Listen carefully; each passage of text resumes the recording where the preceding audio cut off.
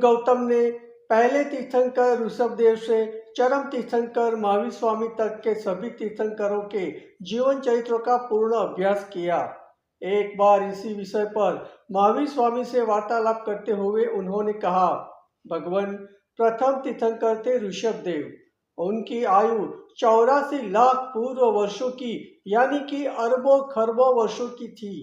उनकी काया भी पूरे 500 धनुष की थी। हाँ गोयम, तब धरती पर काल का प्रभाव मानव जीवन के लिए सर्वथा अनुकूल था। मानवों में धर्म का प्रमाण अधिक और कर्म का प्रमाण न्यून था। गौतम, संसार का ये शाश्वत सिद्धांत है कि धरती पर धर्म का प्रमाण जितना भी अधिक होता है उतनी ही मानव की आयु लंबी रहती है और साथ ही उसकी काया का प्रमाण भी अधिक रहता है। परंतु प्रभु, ऋषभदेव के बाद जितने भी तीर्थंकर हुए उनकी आयु क्रमशः घटती गई और उनकी काया का प्रमाण भी न्यून होता गया। आप 24वें तीर्थंकर हैं और बाकी सभी की तुलना में आपकी आयु एवं काया का प्रमाण सबसे न्यून है। सही कह रहे हो गौतम। आदि तीर्थंकर ऋषभदेव के समय में धर्म का प्रमाण सबसे अधिक था, तो उनकी आयु और काया का प्रमाण भी सभी तीर्थंकरों में सबसे अधिक रहा। फिर वर्तमान अवसर्पिणी काल का प्रभाव बढ़ता गया और पृथ्वी पर धर्म का प्रमाण घटता गया। दूसरी ओर कर्मों का बल बढ़ता गया।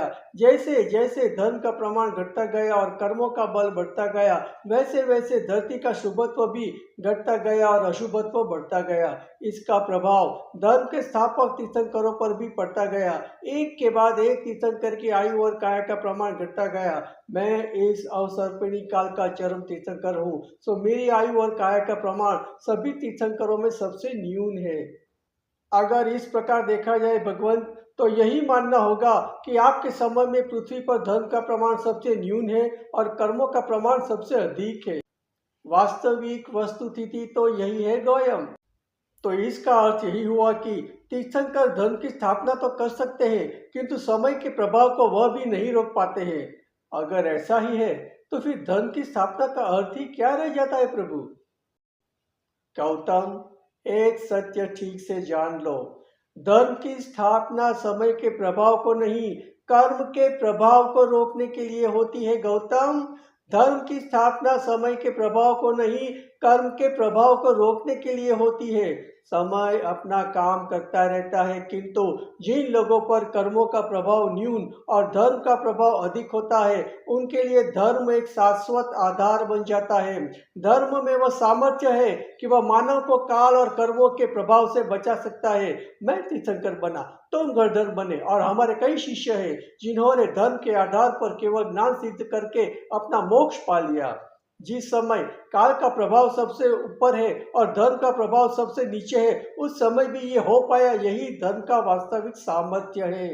अभी आगे तो और भी कठिन काल आएगा, जब धर्म लगभग नाम शेष हो जाएगा और धरती पर केवल और केवल कर्मों का ही शासन दिखाई देगा। उस समय वही आत्माएं अपने आप को संभाल पाएंगी जिन्होंने अपने सही समय में धर्म को संभाल लिया है। अर्थात काल कोई भी हो, हर काल में धर्म का आचरण ही सही आचरण है, यही कहना है ना आपका भगवान?